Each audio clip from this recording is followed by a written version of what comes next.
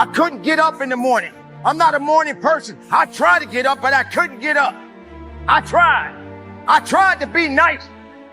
Now imagine being able to build a belief system, the thing that you build your self-esteem around.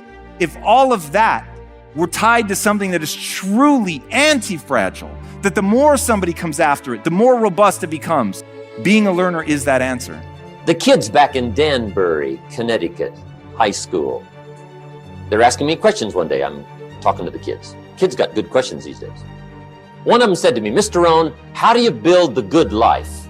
You may figure out what you should be doing and decide it's not worth doing. You may come to terms with your purpose and choose not to pursue it.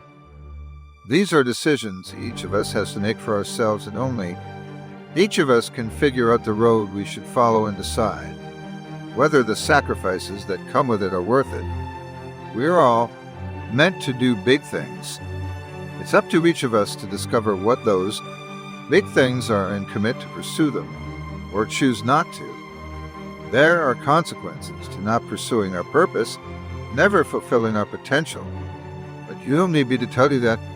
But I couldn't be nice. I tried. Everything you did is try, but you didn't even give yourself the satisfaction and do it. Why not just do it? Why are you trying everything? That's supposed to make you feel better? Because you tried? You really think that people want to hear your excuse? You really think that that's what it is that's going to help you to be better because you tried? Stop trying and start doing. Do it regardless of the circumstances, regardless of the rejections, regardless how people look at you. In fact, stop letting people dictate you. Think about it. If somebody is going to come after you and they want to hurt your feelings, there's one thing every time they will reach for. That is something that is true.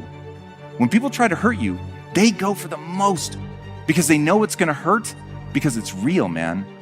And that's mean for sure, and it hurts for sure. But if you think of it like this, when somebody's throwing a rock at you with the intention of hurting you, you can put your defenses up.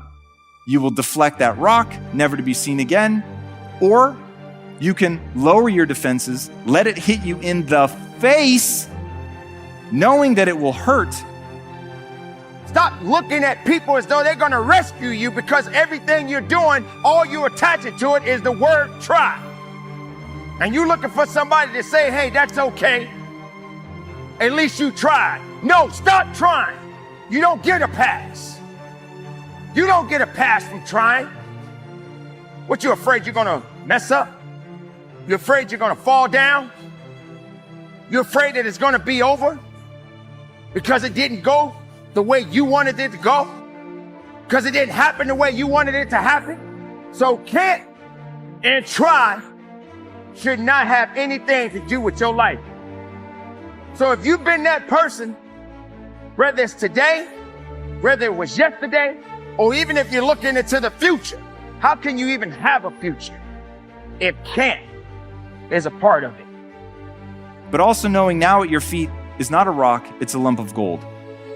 Because they've given you an insight into where you are weak.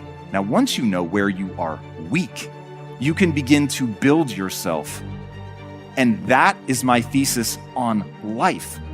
You get to build yourself in any direction you want, in any way, to become anything you want. There will be an extraordinary price to pay, but you can go in any direction. Now, I don't think that we're born blank slates, but we are so close to that.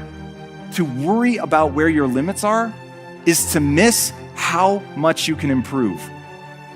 So focus on how much you can improve. There's an amazing quote by Alexander Solzhenitsyn, the author of the Gulag Archipelago. And what he said was, the line between good and evil runs through every human heart. Once you know where you have to go in life, you have to plot a course to get there. You can ask others for advice. You can read how others achieve similar dreams. You can seek all the input you want, but ultimately you get to decide how you're going to chase your dreams. You know you. If you're honest with yourself, you know what you can do, how to do it, and how to motivate yourself to do it. Each of us is unique. I said, it's simple. It's not easy, but it's simple.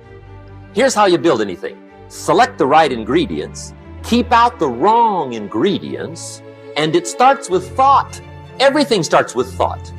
So you must be wise and careful what you think about, because that starts everything. You got to be wise and careful. I asked the kids, what would happen if somebody dropped sugar in my coffee? They said, well, you'd be okay. I said, what if somebody dropped strychnine in my coffee? They said, well, you'd be dead. You don't just feel them, you do them. Joy is an actual action, not just an emotion. We feel a certain joy, there's a certain breathing, a certain movement in our body. Depression and sadness is something we do. We're more hunched over.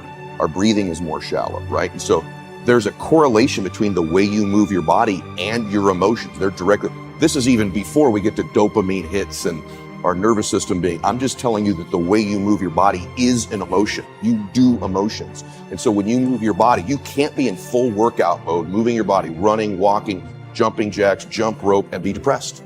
They don't go together simultaneously because your body doesn't get the connection. I'm moving like I'm joyful. I'm moving like I'm having sex. I'm moving like I'm happy. These are all joyful states. You can't be depressed simultaneously. So the quickest way to change our behavior, our emotions, and our state is with our body. Now, this is going to sound hokey, but I'm going to give you the big one. And this is why life gives you these great tests. I had a really good friend of mine. I went to lunch and he said, I don't know who this guy is here. We each have had our set of successes and failures, joys and tragedies, accomplishments, and missed opportunities, goals and dreams. There are billions of people on this earth, but there's only one you. Your road is different from everyone else's. Where you're going and what you're supposed to accomplish is different from everyone else. Only you were meant to live your dreams and fulfill your purpose. Only you can plot a course to get there. No one can tell you what to do with your life. No one has a right to. It's yours. Figure out what you should do with it and do it. I said, correct. Lesson 1. Life is both sugar and strychnine. You gotta be careful. I said, what if my worst enemy drops in the sugar? They said, will you be okay? I said, what if my best friend, even by accident, drops in the strychnine? They said, well, you'd be dead. I said, correct. Lesson 2, watch your coffee. You got to be careful. See, it doesn't matter who hands you the bad stuff. It doesn't matter where you get the bad stuff. It'll still do its damage on your bank account. Wherever you get it. Mr. Schoaf gave me one of the greatest phrases when I first met him when he said, Jim, every day stand guard at the door of your mind. How important. Stand guard at the door of your mind. In front of me. And he goes, let me ask you a question, honestly. Right now, what are you grateful for? And at the lunch, I said, Jack, nothing, brother. There's nothing good in my life right now. And I'm not exaggerating this to you when I tell you this, and this is a factual story. As I'm mouthing these words, 2 people walked in with an older man. Both of them clearly were fighting cancer somehow. Both had lost their hair. One of the ladies had a bonnet on, and they were barely moving in. Both walked by our table and gave me the most warm greeting, the warmest smile as a stranger. And he goes, that's pretty freaking pathetic. You can't find anything in your life to be grateful for right now? And on the drive home, I'm not kidding you, I started to stack gratitude. I started to take inventory. Because if you can find things to be grateful for in that space, man, is your life going to be rich when there really are external things to do. So my first mechanism out of that space was honestly to stack the things I was grateful for. And I started reinforcing it over and over and over again. We naturally want to chase our dreams and make them a reality. I think what stops most of us from doing so isn't the lack of motivation, but a lack of knowledge of how to do so. We hear that some dreamers don't have the work ethic and don't want to make the sacrifices to make their dreams a reality. That's true for some. But for many, it's not a lack of will, but a lack of understanding how to transform their dreams into reality.